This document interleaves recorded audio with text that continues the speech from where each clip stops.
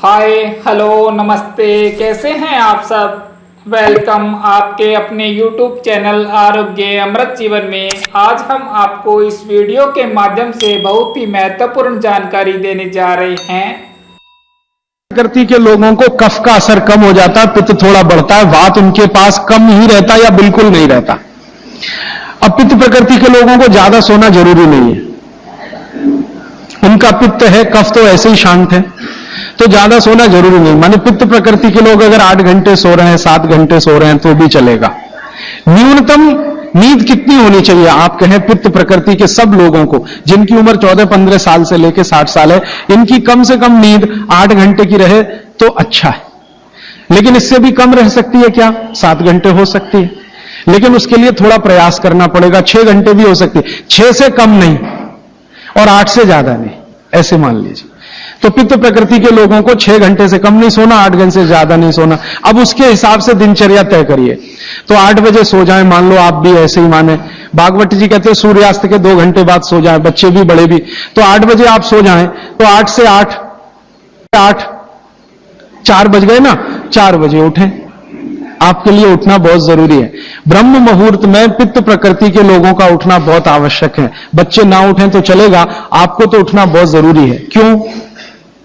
अगर आप 4 बजे उठते हैं तो अगला पूरा दिन आपका बहुत बेहतरीन और व्यवस्थित है, और 4 के बाद उठेंगे तो पूरा दिन डिस्टर्ब है। क्यों? क्योंकि जो जो करना है आपको वो 4 बजे से लेकर ही शुरू होगा। 4 बजे उठे, आपने पानी पिया, जो मैंने पहले ही बता दिया, ऊषा पान जिसको कहते हैं। फिर शौच आदि के लिए आप गए, 10-15 मिनट मान लीजिए उसमें गया।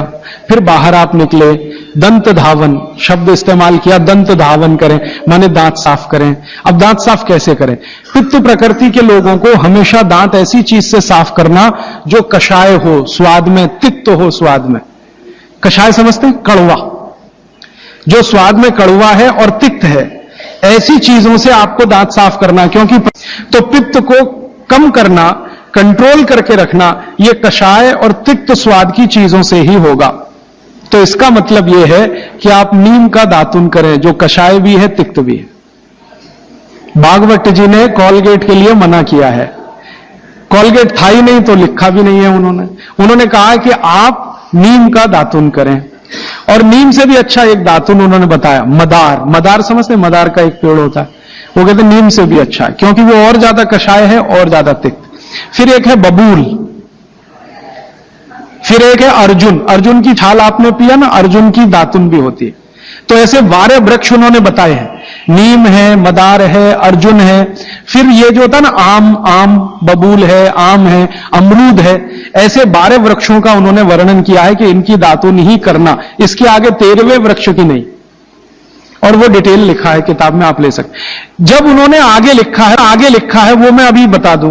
वो ये कहते हैं कि जीवन में जो ऋतु है, ऋतु गर्मी है, फिर सर्दी है, फिर बरसात है, 3 तो मुख्य ऋतुएं हैं। फिर इनकी उप ऋतुएं हैं तो 6 हो जाती है, शरद है, शिशिर है, वसंत है। तो मोटा मोटा बता देता हूं, ज्यादा बारीक आपको याद नहीं रहेगा। वो ये कहते हैं कि जब गर्मी का सीजन है, गर्मी माने अप्रैल से शुरू कर लीजिए, उगादी से शुरू कर लीजिए, नहीं तो आप मकर संक्रांति से ही मान लीजिए। तो मकर संक्रांति से लेकर जब तक गर्मी है माने बारिश नहीं होती, तब तक नीम के दातुन की बात कही उन्होंने। तो इसमें चैत्र भी आएगा, वैशाख भी। अब आप पुरानी चीज जरा देखिए कि हमारे बचपन में हमारी दादी कहती थी कि देख चैत्र का महीना लग गया, नीम के पत्ते खा ले तो अगले 1 साल तक बीमार नहीं पड़ेगा।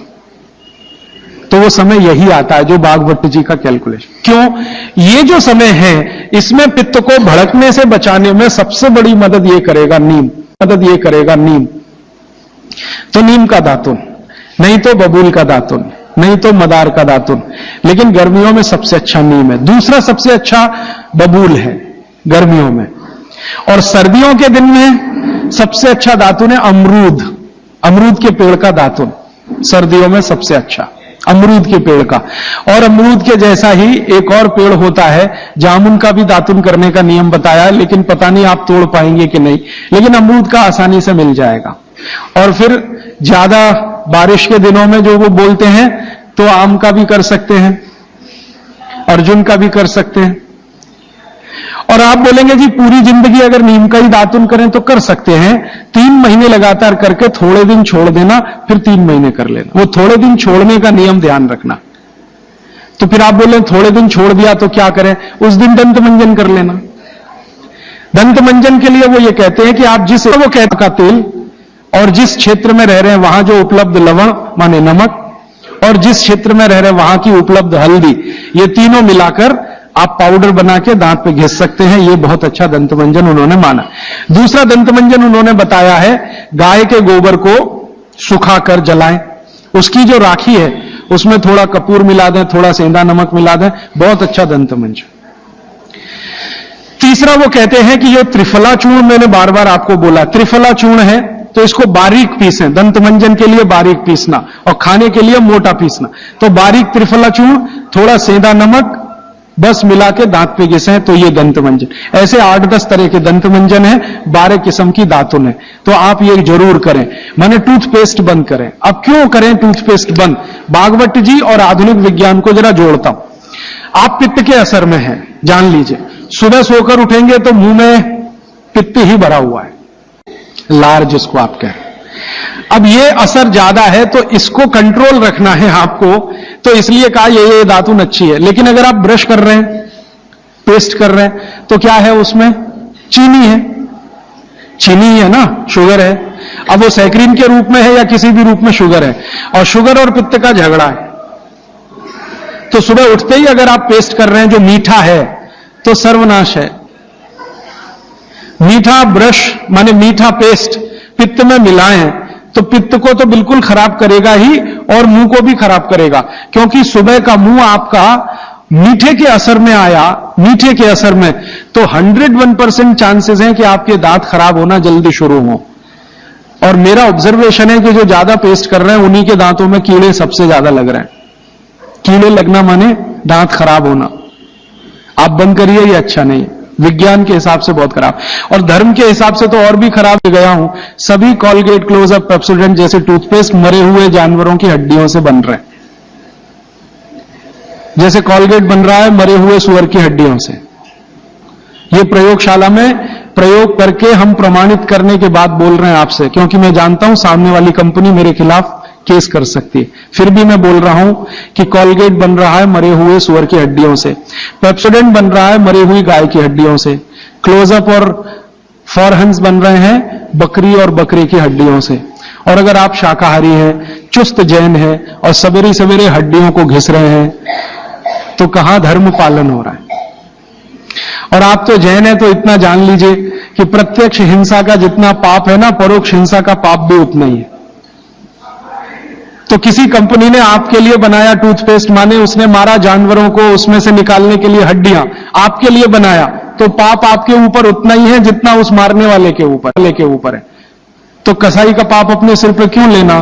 तो क्यों ये कॉलगेट, क्लोजअप बंद कर दीजिए। दातुन पे आइए, नहीं तो दंत मंजन। आप कहेंगे चेन्नई में दातुन नहीं मिलता, नहीं मिलता तो दंत मंजन बताया उन्होंने, वो आप बना लीजिए। तरीका मैंने बता दिया। सभी ऋतुओं में एक दंत मंजन वो कहते हैं कॉमन है। त्रिफला चूर्ण का दंत मंजन किसी भी ऋतु में किया जा सकता है, तो आप उसका ध्यान, क्योंकि मैं आपसे ये कह रहा हूं कि आपके शरीर के स्वस्थ रहने से ज्यादा बड़ा कोई काम नहीं है दुनिया में। कोई शर्म नहीं, सास की शर्म नहीं, ससुर की शर्म नहीं, पति की शर्म नहीं, बच्चों की शर्म नहीं। आपने दोपहर का खाना खाया, झपकी ले ही लो, 20 मिनट से 40 मिनट, जिंदगी आपकी सुखी रहेगी, जिंदगी भर आप सुखी रहेंगे। इसमें कोई शर्म की बात नहीं है, यह शरीर की जरूरत है। जैसे भूख लगती है तो हम खाना खाते हैं, इसमें क्या शर्म करते हैं? वैसे ही खाना खाते ही ब्लड प्रेशर बढ़ता है और ब्रेन को ज्यादा प्रेशर बर्दाश्त नहीं है, तो नींद लेना ही शरीर के लिए अच्छा है। तो आप ये कर लो। पुरुषों के लिए भी मेरी विनती है। आप कहेंगे जी दुकान में व्यवस्था नहीं, कुछ बना लो, आगे पीछे कुछ तोड़ ताड़ के ऐसी व्यवस्था कर लो कि खाते ही पैर सीधे करने को कुछ तो हो जाए। आप कहेंगे जी ताड़ के ऐसी व्यवस्था कर लो कि खाते ही पैर सीधे करने को कुछ तो हो जाए। आप कहेंगे जी बैंक में काम करते हैं, बीमा कंपनी में काम करते हैं, तो मैं अमेरिका, यूरोप की उन कंपनियों की लिस्ट दे देता हूं जहां पर यह नियम बन चुका है। आपके बैंक और बीमा वालों को वो लिस्ट दिखा दो कि जब ये अमेरिका और कनाडा और ब्रिटेन और ऑस्ट्रेलिया और न्यूजीलैंड में कानून बन सकता है तो हिंदुस्तान में क्यों नहीं? बाघभट्ट तो हिंदुस्तान के थे। अब मैं आपको एक उल्टी बात कहता हूं, गुजरात में जाता हूं, मैं राजस्थान में जाता हूं, जयपुर जैसे शहर में, राजकोट जैसे शहर में, तो दोपहर को सारा बाजार बंद रहता है। हम ईश्वर से प्रार्थना करते हैं कि आपका जीवन सुखमय और निरोग हो, आप लंबी आयु प्राप्त करें। हमारे YouTube चैनल आरोग्य अमृत जीवन को सब्सक्राइब करना ना भूलें। स्वस्थ रहें, मुस्कुराते रहें। Thanks for watching.